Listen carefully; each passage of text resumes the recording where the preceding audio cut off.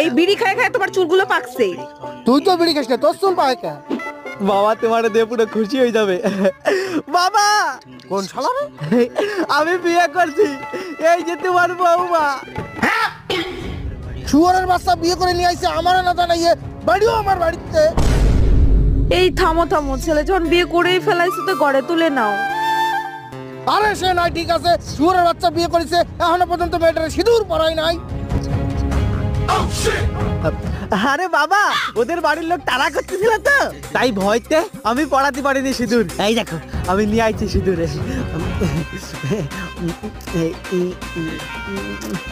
সুমিন্দি সল করে খুল